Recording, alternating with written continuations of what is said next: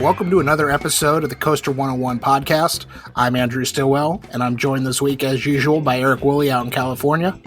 Eric, how you doing? Doing all right. How are you, Andrew? I cannot complain. And this week, we don't have Shane this week, but we've replaced him with a very special guest. I'm not going to say it's a better guest than Shane. It's a better guest than Shane. You can say that. That's fine. I think this is a pretty big upgrade over. So she is a freelance theme park journalist who has written for Travel and Leisure, Eater, SyFy, GQ, and a bunch of other places. She is host of the Very Amusing podcast, and she is also a recently announced member of the Blue Loop Top 50 Influencers in Theme Parks. Please welcome to the show, Carlye Wisel. Carlye, how are you? I'm great now that I know I'm new Shane. I love it. Okay, well, new Shane. For those of you who follow along on Coaster101, back in April, which seems like 14 years ago at this point, Eric actually interviewed Carlye, kind of how she got her start. But for those who prefer an audio medium as opposed to reading things on our website, Carlye, you want to give us the 2 to 5 minute version on how you became a theme park journalist? I know you had your start in music and lifestyle and have kind of been all over the board, but how did you come to the theme park beat? Yeah, so I have been a freelance writer for probably, I think, 12 or so years. At this point, time is just a wash, as everyone knows. But I started out after college. I graduated as a journalism major, and I ended up in the music industry just because that's the first job that came to me. I was either going to work in the record industry, or I was going to write for a magazine. And so I spent a few years in music doing content-based stuff, still writing, just kind of figuring out what I liked doing. And then after I eventually transitioned to be fully freelance writing, I spent every year just bouncing from subject to subject, just because nothing was exciting or grabbed my attention enough. And then before I got married, I kind of randomly went on my bachelorette party to Walt Disney World. It was in February, and to me, that seemed like the only option. As someone who hadn't been there as an adult, I was like, this is the only place I can go. And I went not knowing what to expect, not knowing really anything, and afterwards left being like, this is my life now, and just was fully indoctrinated by it in a way I did not anticipate. So I didn't start writing a lot immediately. I pitched a few stories. I started writing for Travel and Leisure after that trip, and just wrote, like a couple stories a month, just kind of kept writing and writing. And I think just the progression of social media and the way that people now embrace theme parks as a full daily lifestyle just fueled it. And now it's all I cover. One of your newest projects has become the Very Amusing podcast with Carlye Wisel. How long had that been in the works? Was this something you were planning to do even pre-pandemic? Oh, big time. Yeah. It was, I think I must have started pitching it a year ago. So maybe like last fall. And, I had to put everything together, build the deck, because I didn't want to just launch it on my own. I wanted to launch it in tandem with a company. So I spent a lot of time formulating what it would be, and we ended up partnering with ICM, which is a talent agency, and Acast, which is our podcast network. And I feel like it was finalized earlier this year, before the pandemic. So we had to completely reshape season 1. The heart of the show is still the same. It's still focused on me telling the types of stories that I can't really tell on websites and for magazines. They just don't, it's not something that their audience wants. You need a theme park fan audience for these types of stories. So it stayed that same way, but the content has shifted greatly because I used to go to openings for new rides. Like, it felt like every other week. And now I'm just in my house being like, what is an airplane? So it's definitely a lot different, but the core of the podcast is still the same. So now I'm very curious, because it sounds like it was sort of going to be more almost like firsthand experience and reporting. And now, like, what you do now, I love. I mean, the episode, which now it will have been 2 episodes ago, where you basically interviewed a bunch of other theme park journalists. It's probably was my favorite episode. Like, I could listen to you and Arthur Levine talk for hours, probably. Was that sort of the way that it shifted? Was having more doing more of that kind of interview and like deep research into things? Somewhat yes, somewhat no. So an episode like that, I think at the beginning I probably formulated, me interviewing a few different people who do the same job. So that would be something I would have done in person at an event probably. But because of all of this, that had to kind of live on its own outside of newsworthiness. So it was a little tricky to reformulate everything to be evergreen on its own because there's usually such a barrage of news happening, particularly with attractions opening, hotels and restaurants and things. And I thought that would just be kind of a wave that I would ride through the season just because you can't not talk about that type of news while doing this. But thankfully, it kind of, I've still been able to find these really interesting stories, some of which wouldn't have happened unless not to be like, good thing that it's coming off like, thank goodness that all of this is happening because I got one fun episode and that's not what I mean at all. It's just that there are still so many things going on in the Disney fan community that you wouldn't expect once the parks aren't really open because I'm in California and we're still waiting. Yeah. Right. Are the things that you have covered and like the topic ideas that you come up with, have those been mostly things that like you were personally curious about and wanted to do more research on? Or are they things that you sort of already knew something about, but thought they were interesting secrets that you wanted to share with people? I think it's probably both because the episode series I'm working on right now, one of them just came out. It's all about how things work.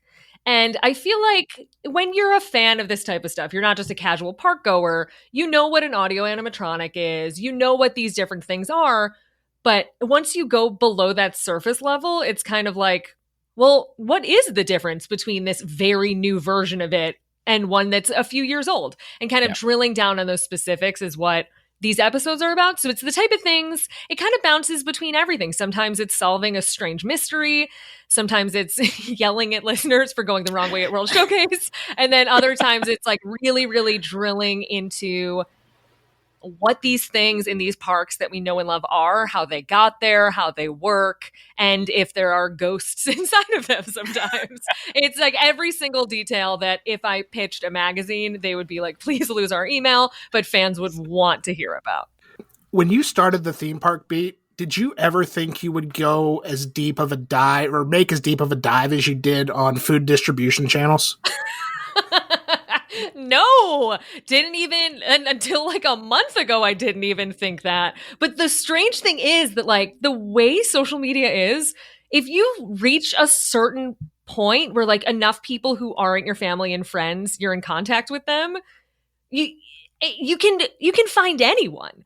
Because I threw it out there being like, does anybody know how this works? And I got, I want to say probably 50 responses of just people who happen to be interested in theme parks that were like, oh, yeah, I fully know every detail that you need to know. Like the knowledge base was so vast and I was so impressed and excited about it that it's fun. It's really fun to meet new people and hear about their different careers that you never would have thought there'd be a theme park overlap. But sometimes you need to know how Coca-Cola is distributed if some expired product from a theme park winds up in an Alabama discount grocery store, and the people who can help you are out there and willing to.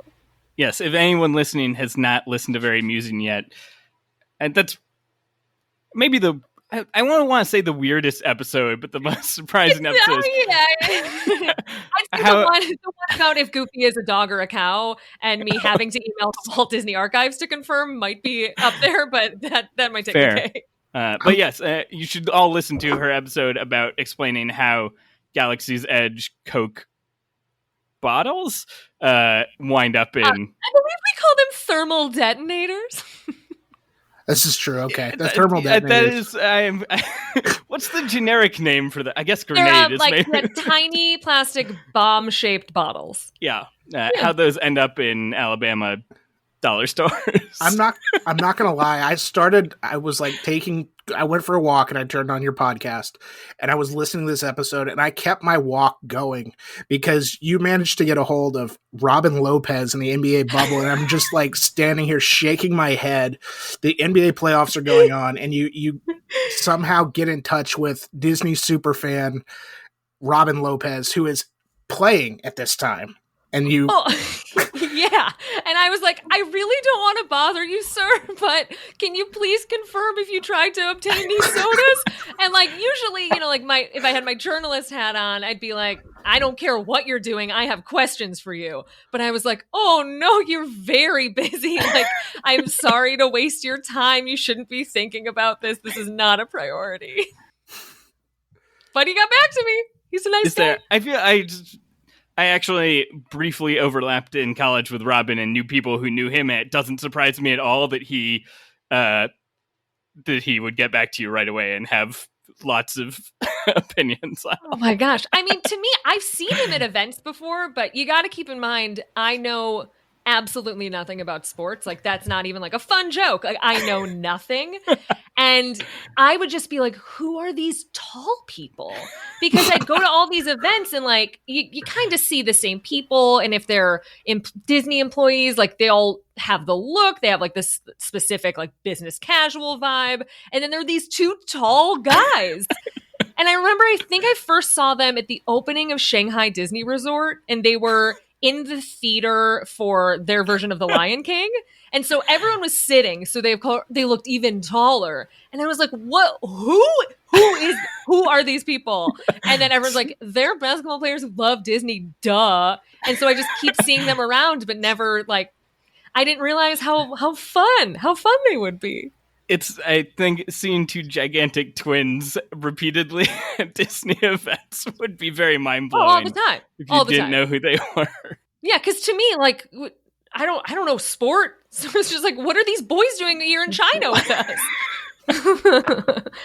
This maybe actually segues nicely into, I wanted to ask you, what of all of the stuff that you've researched and that you've learned so far from doing it, what has blown your mind the most?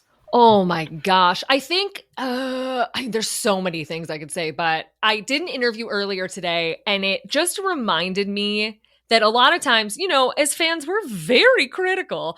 And a lot of times when things appear easy, I think my instinct is sometimes to be like, that was cool, but like, I don't know. I don't know if my socks are fully blown off. And then you realize that they had to put so much more work into making it look easy. Like you don't always see the level of expertise and detail and time it takes to make something just seem like you're in a different space. And I'm really amazed by that. And I like to try to highlight that because sometimes you just take it a little for granted. Because when a space looks that real inside an attraction or a dark ride or things like that, it's just like, oh, cool. And not like, oh, this took so many people toiling for so long just to make this pass as a reality when it really isn't. Yeah. Awesome. Right. Are there any, not to be like Carlye Wisel, very amusing spoiler episodes on our podcast, but are there any episodes coming up that you're really excited about? Yeah. Well, if this comes out on Monday, you said? Mm-hmm. Yes. So the current series we're doing about how things work at theme parks was supposed to be 2 episodes, but I was able to get Scott Trowbridge on the podcast. So now it's going to be expanded to 3, and he is going to be Wednesday's episode. So it's a talk between him and I all about specifically, I was alluding to it before and I wasn't going to say anything, but you put me on the spot. It's all about like the specifics of the audio animatronics within Star Wars Galaxy's Edge. And also, no spoilers, but we went deep about a very specific ride mechanism within Rise of the Resistance. So wink, wink, if you've been on it, you probably know what I'm talking about. But it's something that I, as a reporter, have struggled to get a lot of people to talk on the record about or be able to write a story about. And thankfully, Scott was willing to chat about it. See, I feel like I don't know which one you're talking about because there's like half a dozen ride mechanisms that would be interesting to learn about. It's near the end. Okay, that guides it a little more. Yeah. Well, now I'm very excited about that. Yeah, and there is, I do want to say, because I don't know what's going to happen with it, but there's one episode I have been sitting on, and I can't say what it is, but it is just, there's so many layers to it, and it's unbelievable and makes no sense. And I'm trying to do it for the last episode of the season, but it might be a podcast of itself. So we're, like, me and someone else are trying to figure out right now how to break it out, because it's more than an hour's worth of story. Cool. Yeah. I think this is sort of like, so like I mentioned, I really liked hearing all the interviews with other journalists, and certainly like every time you get access to somebody who is very deep in the parks, like the most recent one talking about the Bourne stunt show. Stuntacular. Any excuse that I can say the word stuntacular out loud, I'm going to take. Those are all fascinating. Is there anybody you've wanted to interview that you haven't been able to? Yes. I have a friend who is at WDI who I will leave nameless so she's not implicated in this. And she does a lot of interior work. And she specifically designs a lot of furniture for Disney parks around the world. And I am absolutely fascinated. And still, we've been friends for a few years. And I don't understand what she does because we have a very good working relationship where I don't really want to ask anything that seems intrusive because I don't want to put her in a spot where she feels like she has to answer it, even though she's like, I'm not going to answer it. But I still don't. I know you do it on a computer, but I don't understand how you make a bench. Like how you're like, I make a bench and then bench appears. I don't get it. And I really, really want her to be able to talk about it, but I don't think that's something that is really going to be allowed by the company. But I'm so curious because it's all these things that you take for granted that they like design their own carpeting and they design all of these things and nobody's really shedding light on that. I will confess that I don't think I knew that they designed their own furniture. See? Other than sets in rides, I did not know that. Yeah, she's done such cool stuff, and like even just the interior spaces of something like the exit portion of an attraction, like that takes a lot of work and takes a lot of approvals and a lot of effort goes into that. But we're always like, the ride was fun. Like that's not something that's really discussed, and it is a part of the whole package. And I hope I can highlight that one day. You have to wait for her to quit. I think that's the trick with getting Imagineers to talk about things. Yeah, give me bench intel. She's got to quit. She's got to sign her NDA. She's got to let the NDA expire. It could be a while. And then but 15 years. Can you imagine, like, I go to work and I'm like, blah, blah, cotton candy. And, like, she goes to work and then actual physical things appear in real life when she's done. It's just so fascinating to me. I've got kind of the flip side of that question. Are there any guests you've gotten or interviews you've gotten besides Robin Lopez, of course, for the podcast, or like people who have called in who can remain nameless, like that you're surprised you got? I would say no at this point, just because we're only like 3 months in. So far it's been a lot of people who are kind of in my network or at least nearby. I will say that it was really fun to have Paul Scheer on, not because mostly because he's so busy. He has so many podcasts. He has so much going on, and he's an actor, and he's a dad, and it's a pandemic, and still he was able to carve out like 90 minutes to talk about Disney Springs with me. So that was really wonderful to be able to do that, just because I don't know how that dude schedules a thing. He's so busy. I admittedly have not listened to very much of How Did This Get Made? I was a big League fan when it was on, so same. I was very excited to see. It was like episode 1 or 2. You brought out Paul Scheer, and I'm like, Carlye is going to just bring out big guns every week. We're trying. Our podcast kind of started the same time, and kind of going back to what you said, it's like, I wanted to do this with a network. And we were just like, let's do a podcast. And this is something we've been talking about for like 6 years. And it's like Eric edits it and we just throw it out there. And hopefully people listen to it. And you actually had this wonderful plan. And then it came out at the same time. And I'm like, Carly's going to crush us. Oh, no. Because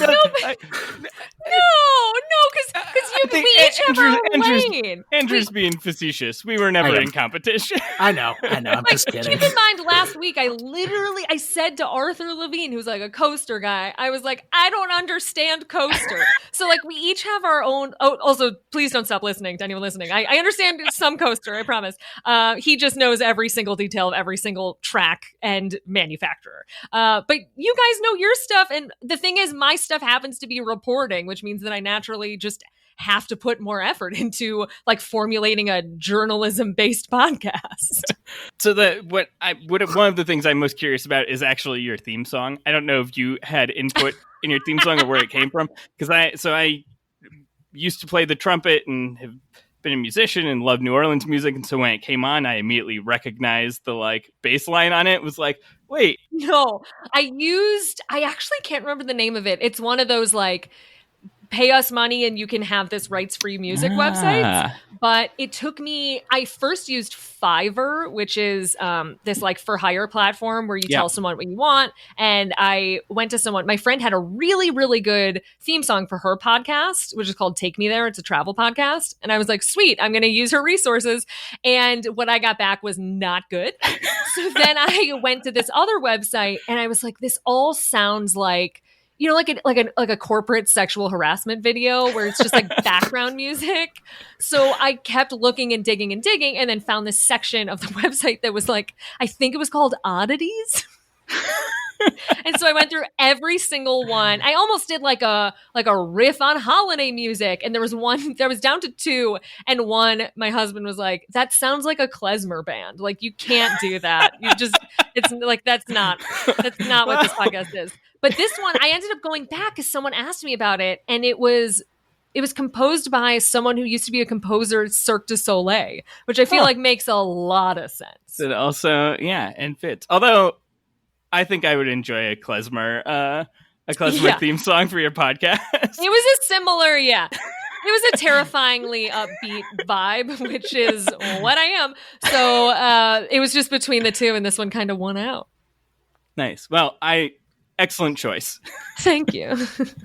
We've got one last podcast question, and then we're going to kind of transition into some Disney roller coasters. But the last question we've got, can you get your mom to listen to our podcast? Because she is the best hype woman I've ever seen for any show. Well, what you need to understand about my mom, who, for those who don't know, leaves a voicemail every week on my podcast hotline, and I play it at the end of the episode because she just keeps calling because I won't let her leave a voicemail on my regular phone. So she's like, ha ha ha, I'm going to call 747 churros, and then you're stuck with me, which is a brilliant move that I respect. She will listen to this entire podcast. So by you saying that, you have now summoned her, and she will now be a fan for life. So it will be a self-fulfilling prophecy. Excellent. Carly's mom, well done, Andrew. Very excited to have you on board. Oh, she's all in now. One quick last question on the podcast. I know that you're doing seasons. How much longer is season 1? Because I realized that I don't know that. Oh, it's until the end of the year, or as I've been kind of joking, until I just pass out. So it'll be until holiday season, and then I wanna have a lengthy break so I can do some reporting, some pre-reporting, because I didn't give myself enough runway. And I like to have 4 interviews per episode, which is aggressive. So I'm going to take a break and then kind of retool some of the stuff I have for season 2, because I would like to do a shorter season that is more themed. So we'll see what happens. Got it. Cool. Well, I'm glad that we at least get 2 more months of very amusing before there's a break. Oh yeah, I'm going to keep going until it's like 2020 is over. Just pushing over the finish line. Cool. Well, as a Disney journalist, obviously that's one of your main wheelhouses is Disney, and we are a roller coaster website. So I figured this would be a great time to discuss some Disney coasters. Kind of slept on a little bit in the enthusiast community, but across the world at the 11 Disney parks, there's 30 roller coasters that are technically still standing right now, standing and operating, standing closed, depending on pandemic or refurb or whatever, and 3 more on the way, which are Tron, Light Cycle, Power Run, and Magic Kingdom, Guardians of the Galaxy, Cosmic Rewind at Epcot, and then Wandering Oak and Sliding Sleighs at Hong Kong Disneyland. But Carly, let's go back to the coasters that already exist. What are your personal top 3 Disney coasters? I don't want to lose your listenership immediately. But it is an unpopular opinion, but I've said it out loud so many times I have to stick to it. I love Space Mountain. And I specifically love Space Mountain at Disney World, which even Disney fans are like, girl, you're wrong. But I love it. I love the fact that this ride, this roller coaster, was built so long ago. The whole premise is just, it's dark and it's still so much fun. You still get off that ride feeling that ride high, even though it's just so simplistic in its core. So I love it and appreciate it for that. But then on the other side, I love Expedition Everest. I think that a lot of people like to throw around the term story coaster, or like it's a, it's a high, it's more than just a coaster. But that one, I really feel like you're transported somewhere else. It feels like there are different scenes to it. And just, I mean, the artistry and design of it is beautiful. And you don't always get that. Hairbands aside, like, why? This is something I hope to investigate later in the season. Of very amusing, but like, why are there so many hairbands at the top of Expedition Everest? That is something that I think actually applies across the entire roller coaster industry, because you will see lots of piles of hairbands on like top of things under like brake runs on roller coasters at Six Flags too. Oh my God, I didn't know this was a worldwide issue. I also don't know where they come from. Wow, like who started it? Who threw the first? I want to find that 14-year-old girl and be like, what is happening? But so yeah, Everest and Space Mountain are some of my favorites, and I will be fired if I don't include Tron, because Tron really has kind of, once you do all the pre-show and everything, Tron has two segments. It's the outdoor segment and the indoor segment. I personally don't love the indoor segment. I think that it's a real dip in storytelling and experience once you're inside, but the outdoor portion is just so good that it still makes the top three. Eric, what about you?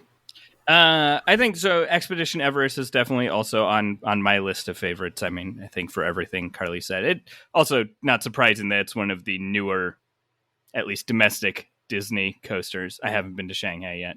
I think the Big Thunder Mountains, kind of they're all kind of similar, are definitely ones that I like. I think I like that it's broken into segments. I think the rock work on it makes it visually so pretty and like fits differently in the different lands. Like it's got slightly different shades of rocks at Disneyland versus Disney World. And it's like mine train coasters are always fun. But my top one is Space Mountain at Disneyland. I think it's partly biased from growing up in California. Like that's the one I'm by far more familiar with. But like it works so well as what you said, Carlye. Just make it dark, and that's the concept. But it's really fun. It turns out it feels like it's twice as fast as it's actually going, and part of why I love the Disneyland one is the soundtrack. Like that, I think the soundtrack makes it also feel more exciting and faster than it actually is. And I think from an engineering point of view, I'm just like, wow, they made this thing that is not a complicated or super advanced roller coaster seem way better than it probably should. Yeah. So I think that's like that makes it my top. But Andrew, what are your tops? My favorite is actually I don't have a Space Mountain on this on my top three, so sorry to both of you. Space Mountain in Florida just narrowly missed the cut though. Number three for me is Slinky Dog Dash, and the ride itself is honestly it's nothing special. It's a family coaster, and if you're looking for a big thrill, there's one just down the road at Rock and Roller Coaster. But I love the theming, and I love the queue. I love the trains. I think the amount of detail and just kind of how it's so sprawling across Toy Story Land, I love that. And I love the fact that it's themed to a toy roller coaster set. And there's so many, Easter eggs in the queue and all this good stuff. I will always have a soft spot for Slinky Dash for that reason. Kind of in the same regard, Seven Dwarfs Mine Train, I also really like. Again, not a super mega thrilling coaster. It's got a couple of really good drops in there. What sells me on Seven Dwarfs Mine Train is the swinging cars. You can get in there, and if you can throw your weight around with the right people, I mean, you'll be wobbling side to side pretty well. That's a roller coaster enthusiast thing to say, is like, oh yeah, you can make it almost break if you try hard enough. Wow, I'm just like, sit down, hold on to the lap bar, follow the rules. They were designed that way for a reason, I think. And then my favorite Disney coaster is Expedition Everest, and the reason being is I had a night ride 2 or 3 years ago at this point, and after riding that coaster so many times in the daylight, and it is great, as you mentioned, Carlye, the story, the queue, it is so beautiful. There's so much going on, and, not like Joe Rohde's going to listen to this podcast, but what he and his team did with that queue where you see something new, I feel like every time you walk through it. But that night ride in like pure pitch black, when you go down in reverse and kind of into the cave or into the mountain rather, it is nuts. And I love it so much. Did either of you ride it when it had the fully operational Yeti, or was that only for like 2 days? I don't remember. It was a tight window. I was not there. I was not there either, but I've heard good things. Yeah, I do feel like that it kind of works in its favor, where this coaster is so good that the largest attraction within it is broken and it's still in everyone's top 3. So yeah. I think that's a testament to how good of a job they did. Definitely. Yes. And I know both of you you've got some international Disney park experience under your belts. And if you could bring any foreign Disney coaster into a U.S. park, which one would you pick and where would you put it? Do you want to go first? Because sure, I'll go first. I think we're going to have the same one. Well, so actually, I'm curious. So Tron would be, I think, what I would say, except that it's already coming. So I was going to not say Tron. I was leaning towards, I think, actually the Paris Big Thunder Mountain. That's what I was going to say. Yeah, it's it's the one that Tony Baxter said was what he always wanted, right? So that's the sort of like as I said, that's already one of my favorite rides from a design and like the pacing of it. And so I would want the best version here. Why not? And the only actually overseas one I've been on is Raging Spirits at Tokyo Disney, and that's I don't need that. It's fine. Yeah, I think that I really like a coaster like that because I appreciate when you can see the ride, even if you're not on it. Even if you're not a coaster person, you can still enjoy other people being on it.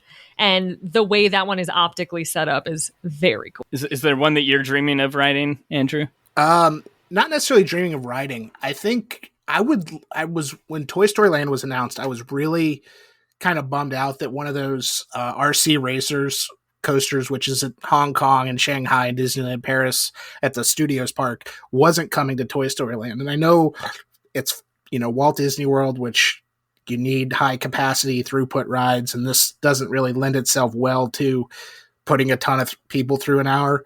But I think that, Hot Wheels track back and forth would only just improve that land and, give it a fourth attraction, which I feel like it needs with as popular as it is. Cool. Good choice. And I know, again, you guys you're both West Coast people, and I'm an East Coast person. Let's have a little bit of a debate here. Oh boy. Which coast has the better Space Mountain and which coast has the better Thunder Mountain? Well, I think Space Mountain we've already all answered, basically. Yeah, we will not agree, but... I mean, so I will say that, I don't hate the Disney World Space Mountain, and I think that the ride experience to me is very similar to the Matterhorn, right? It's the same kind of cars and same kind of track. So I feel like I get the rough, I can injure myself on 2 different tracks on one ride. We get that at Disneyland, and Space Mountain is different. Wow. Okay. I actually love the Matterhorn. That's probably was 4th or 5th on my list of favorite Disney rides. Andrew, do you go with Disney World? I think the theming, or the kind of the ride experience you mentioned with the soundtrack and the lights and everything is better on the West Coast. That said, growing up on the East Coast, I grew up in South Florida, so went to Walt Disney World a lot as a kid. I will always have that special place in my heart for the Walt Disney World Space Mountain. I believe, Carlye, you said on a recent episode of Very Amusing that you want to pull your body out of the sleigh or the there should be a body. Struggle involved. It's like rings on a tree. I only know how old I'm getting based on how hard it is to exit that ride vehicle. So for me, it's just, it's like a little memory book, just struggling a little bit more every time I get out of it. So is that why it's your favorite roller coaster? And why you think it's the better Space Mountain? I think the exit of that Space Mountain is perfect. I mean, it was before they redid it. Yes. But it's still pretty good. I love that once moving walkway. The scenes, right? I can't get into it. It's too heartbreaking.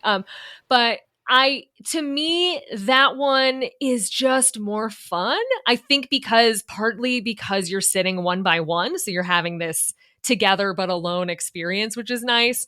Partially because of the way the ride vehicle is, that when it goes over a hill, it's like, and it just kind of like pushes you up. I think it's fun. I think the ricketiness of one of the tracks, which I prefer, really gives it an element that a soundtrack never could.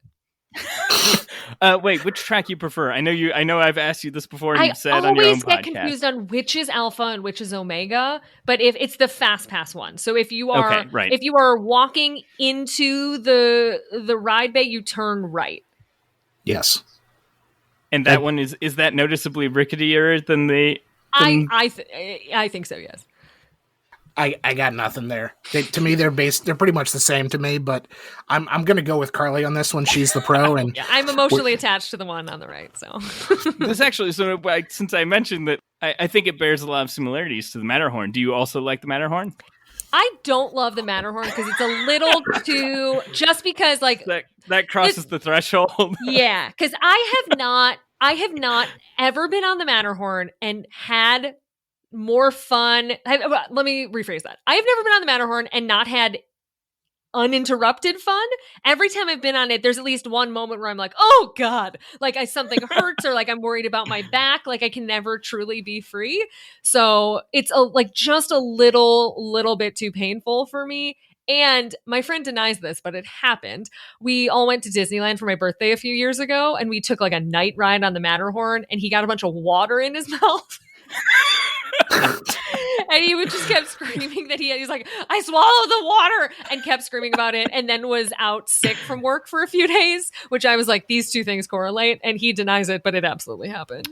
Oh my gosh. See, I feel like some people would argue that makes it more thrilling. No, I don't want water in my mouth. No. Fair enough.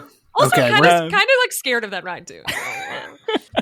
Well, we're gonna move on. I'm gonna get you guys off the Space Mountain debate into a more probably not that really of a controversial topic, but again, I'm an East Coast person, so I don't really know what goes on in Disneyland sometimes.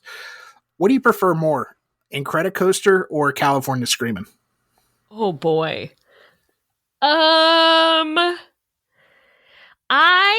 I'm gonna say Incredicoaster, but that is mostly because I am not a fan of the California Screamin' soundtrack. I know a lot of people are, but for me, it's nails on a chalkboard for me personally. I don't know why. And I do wish they had done more with the Incredicoaster. I think there was more potential there, but I like what they did with the tunnels. I like what they did with some of the show scenes. And I think that they somewhat successfully added like a really fun element for a movie that a lot of people love that didn't have a significant presence in the park. That's fair. I think I'm with you at the soundtrack. And so you guys have probably figured out now that makes a big difference for me. But like I realized that I could barely remember the old California Screamin' soundtrack, and the custom original Micah Giacchino song for Incredicoaster was like, oh, this is. Yeah. I don't remember what was here before. This is so much better. Yeah, it's good. I like it. I wish there was more Incredibles. I wish that those tunnels were packed as much of a punch during the day as they do at night. But regardless, I think it was an improvement. And it's got a cookie smell on it, right? Yeah. Am I making that up? Yeah, there's a cookie smell. So that's So we're gonna trade, Neil Patrick Harris, Doogie Howser, MD himself, for the cookie smell and a lot of what's the baby is Jack little bunch of Jack Jacks on sticks. Is this what we're okay? The Jack Jacks on sticks are not the highlight of the theming. NPH has nothing on cookies. Like cookies rank above any celebrity anytime. I'll ask a real quick question, and this is kind of a more of a roller coaster nerd question. Is Primeval Whirl closing really that big of a loss? So to a certain subsect of fan, yes. There are some people out there who love Primeval Whirl so much, and this is absolutely tragic. I think because, it does provide a certain type of thrill that other rides don't necessarily provide. Like, like a Crazy Mouse type of whipping around over the edge feeling isn't something you can get at a lot of coasters, especially in theme parks. So I think there's something to it, but personally, good riddance. Like not something I really loved or enjoyed going on personally. So bye-bye. I usually forgot it was there, so I'm not going to miss it. Yeah, I don't love being smushed next to a stranger as like my brain thinks that I'm facing imminent death. So I'm good without it. I'm with you. I'll use the coaster enthusiast nerd term for the credit, and I got to ride both of them, so that's 2 coaster credits to my personal coaster count, and I don't have to ride it again, so we're good. Actually, we hadn't planned to talk about this, but we've been discussing having a full episode just trying to figure out like what to do with Dino Land USA, especially with Primeval World coming out. I'd be curious on your unprepared take, Carlye. What would you do with Dino Land? I mean, I would actually lean more into the backstory because I think that the backstory isn't clear to first-time guests. I think it was not clear to me the first time I went at all. You're kind of like, I know what a dinosaur is, and then you see a bunch of stuff and you're like, something feels off and I don't know why. And I think that if they really hammered that story home, because a lot of the stuff that ties into it is very cool. Like the one gift shop it all comes together in a really nice way once you know what's going on. And I would love something that drove that home. Like, I mean, I don't anticipate them putting in a huge brand new attraction based on that backstory, but it would be really cool to have elements of that just more obvious within that land. Yeah. Also, am I supposed to have a coaster count? Is this a thing?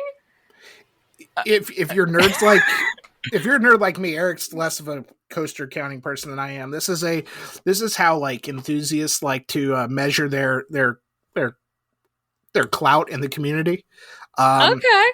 If you'd like to start a coaster count, there are several websites to do this. I'm not suggesting you do. I'm interested. Okay, I will. We'll talk offline and we'll we'll make this happen. I feel like I'd have a high one just based on my job. Absolutely, and then. Like you see the people like the Arthur Levines of the world who go to. Oh God, yeah, it's probably in the thousands. It's probably at this point. It's nuts. Yeah, Arthur will be like, "Hey, have you seen this thing that's going on at Silver Dollar City?" And I'm like, "Arthur, I covered 2 resorts. Like what? Like you're everywhere. He does everything. Oh, he's the best." I'm with you. I actually interviewed Arthur right before Eric interviewed you, and I think that was like our start into like pandemic content. It was like, hey, let's talk to these people who do what we do, but do it a lot more professionally. I mean, I feel the same way towards Arthur. I'm like, I am nothing. I am sorry for wasting your time by you knowing me. Goodbye. I listened to your interview with him. The enthusiasm that you have towards him is very, very infectious and sweet. I talk about him to people that he doesn't know, where I'm like, oh, this guy Arthur, you gotta know him. And they're like, ma'am, please leave me alone. Like, I'm trying to do my job. I think the world of him. I think he's the best. He's awesome. And the last Disney coaster question that I've got for you is obviously we've got Tron and Guardians of the Galaxy both coming to Walt Disney World sometime in the near future. Based on what you know, and you've obviously experienced Tron at Shanghai, do you think they're going to be able to compete with the other new roller coasters in Orlando and the greater Central Florida area? Basically, Velocicoaster and Hagrid's. Is that what we're more or less? Well, at that point. I feel like Hagrid's. I'm thinking in my brain. I'm like, well, the pandemic's going to last for the next 7 years. I'm forgetting that like these things are happening soon. I was already like 2036. I think everyone's going to be good because I think they provide very, very different things. Because I'm just thinking in terms of the audiences I typically write for. The person who is specifically traveling to Florida to go on Tron is not the same person who's specifically traveling to go on Velocicoaster. And I think there is some overlap there, which will be great. But Tron is providing like big thrills for someone who is maybe not able to go to something of Velocicoaster's level. And I think that the magic of Tron is that you get this really like awe-inspiring experience without any big drop gimmick or anything like that. It's not about, all the stuff where you list off are like, this coaster is going to have airtime and this and that. Like Tron is just a really cool experience. And I think is something that someone who is maybe a little more coaster averse can still enjoy. Whereas Velocicoaster, wow. Like that thing is there. It's just so much. It's so big. It's like the world's worst kept secret. It's just, there's so much to it that I like. A true coaster lover is probably going to get on board with that. But when it comes to Guardians of the Galaxy, I have no idea. Like we know what we know about the ride vehicle and the storyline, but track wise, I've been avoiding all spoilers on that ride because I'm like, this is different and new, and because it's indoors, it's not going to be spoiled with a photo for me. So I'm staying out of it until it opens. But I think that one, it has the potential to be really, really great. So I'm excited for it. I've got one quick question, just kind of on the subject of Velocicoaster, and I know you're not the world's biggest coaster person. I know you've got some motion sickness issues, and your doctor's like, "Hey, you should." I just white out, just casually. I thought that was only at Six Flags. I get it a little on Hulk. I'm able to do Hulk. I've done Hulk after I've eaten a full meal in Wizarding World, so like I'm Hulk proof. I'm fine. But when I step up to the level of something like a Six Flags, that's where things start to get a little tricky. So I can do anything at Universal, anything at Disney parks globally, like even stuff Universal overseas that can be a little more aggressive, like Flying Dinosaur, I'm fine. But in terms of like Six Flags marquee coasters, I can't. I'm staying out of it. So you're going to be the first in line for Velocicoaster when it opens, then? Oh, if I can be, yeah, I'm all for it. I've done some Knott's coverage too. I do almost everything at Knott's Berry Farm. Mm-hmm. It's just I was very scared to be reporting from there because it was it's what is that called? Not Surfs Up. It's the Hang Time. Hang Time. Close. Okay, I was very close. My pandemic brain has failed me. I did that, and like I was in line, and the person who was getting off like 2 rows before me, or like 2 times before me, was Tony Hawk. And he was like, whoa, like that was crazy. And I was like, oh my God. Like Tony Hawk literally goes upside down for his job. Like if he was wowed by this, I'm going to die. And then the second it started, I was like, oh, I've been on a coaster like this. I'm totally fine. So it was good. I love it. I'm brave, listeners. I remember when I interviewed you before, I think you don't give yourself enough credit. Because like, I still think that Hulk is like, that's pretty close to the level of intensity you would find at most theme parks. Yeah. I just don't love like a 200-foot drop. Don't love a big wooden coaster. It's very cool, but not for me. But I usually do it anyway. I'm usually bullied into it. It's just that I like halfway pass out, but it's fine. Well, Carlye, we've kept you for far too long. You're very important, and you've got probably far more important things to do than to talk to us. Oh boy, I don't know about that, but okay. Let us build you up. We're championing the Carlye Blue Loop Top 50 party. Oh my! Truly, like what? I was very surprised that happened. Extremely honored. It was a wonderful recognition to get. The funny thing is that I'm probably the only person on that list who sometimes appears to be an influencer, even though I'm not. Like the way Blue Loop uses the word influencer is like these people influence this like billion-dollar industry, but when you see my stupid face, you're like, oh, this is like 50 people who are like, hey guys, here's what I love about Magic Kingdom food, and it's like, oh no, like no. So like if you share it outside of the community, people are like, oh, top 50 influencers, thought you were a reporter, very cool, like you've fully moved over to hyping Daily Harvest. But it's truly like it's an honor. And the photo they used, I'm pretty sure I'm like holding multiple character shaped trees. And they're just like, she looks semi-professional if we crop this whole image. You were like above or next to Bob Chapek on the list? Oh, it's alphabetical. To which my husband was like, if you took my name, you could have been up there. And I'm like, whatever. But yeah, Bob Chapek and I are now peers because we are ranked equally on this list. And I will be repeating that until the list for 2021 comes out and I'm inevitably kicked off. Awesome. Any other plugs you want to make right now? The floor is yours. Yeah, I feel like I dropped in here and only talked about my podcast, but Very Amusing is on all the places you find podcasts. We're really just covering a bunch of theme park stories that I try to seek out ones that you can't really find anywhere else, or things that are told in a different way. It varies week to week. There's a bunch of fun stuff. We have a hotline that people call in and provide their gripes or their thoughts, or sometimes fun little mysteries to solve. So it's been a blast, and I'm online all day. So if you want to find me on Twitter or Instagram, it's at Carlye Wisel. And if you need entertainment, I'm on there. High quality Twitter follow. I'm very online. I can personally highly recommend your Facebook my group family of I forget what the name of it is now. Oh, I don't know. So I made the group kind of as a joke, because I'm not even going to get into the full story, but I was like, oh, I'm getting a lot of DMs about the same thing. Like, we should all talk. We all like the same stuff. And so I made this Facebook group, and a bunch of us joined, and it was great. And then it keeps growing, which is amazing. So it's become this kind of theme park, all life type of community blob, and everyone's on there all day talking about anything and everything Disney and Universal and beyond. So it's really fun. Yeah, if you want to talk to lots of people about Disney, highly recommend finding that and joining it. Yeah, I gotta go join that right now. It's fun. We'd love to. And if you like Starbucks cold foam, yes, also good for that. Yeah, I'm less familiar with that.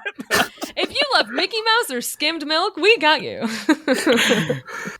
As we mentioned earlier in this podcast, Eric did do an interview, a very in-depth interview with Carlye earlier this year, back in April of 2007, is the way this year's going. But if you want to read that article, be sure to text Carlye, which is Carlye, to 419-742-2101, and we will gladly provide you with a link to read that article. And it's a lot easier than having to Google, we think, or at least we hope. Maybe. It's so cool. So that's the reason we do it, for that reaction. You should just give out my mom's cell phone number, and then anyone who texts her should be like, I would love to send you any link of Carlye's. What can I provide? That's the Patreon tier for the Coaster 101 podcast. Yes. Should we get Carlye Wisel's mom's cell phone number? You just get a lot of photos. Yeah. I think with that, we'll wrap things up for today. Thank you so much for joining us, Carlye. Thank you for having me. Everyone should go listen to Very Amusing again. Yeah, if this wasn't enough, there's plenty more there. And are you still giving away churros to people who give you 5-star reviews? That was a vague promise that I never intended to fulfill. But I am, when I remember, reading fun reviews on air, even if it's my friends personally disparaging me. So I welcome it. Yeah. So go subscribe to Very Amusing and give Carlye a 5-star rating. No churros involved. Maybe she'll read your review online, at least on the air. And then we'll send you a churro. Yeah, Leia, look at you stepping up. We'll look into the budget for that. So along with subscribing to and reviewing Very Amusing, you should also make sure you're subscribed to us wherever you listen to your podcasts, and we would love a rating and review as well. If you've got any feedback on Disney roller coasters or other questions for us, or I guess questions for Carlye that you want us to relay to her, you can email us at podcast@coaster101.com or find us on social media everywhere at Coaster101. Thanks to Ulimi for providing our text codes. Again, you can text the word Carlye to 419-742-2101 to read our interview with her from earlier this year. And as always, thanks to Jam Music Design for our theme song. We will talk to you next time. Bye!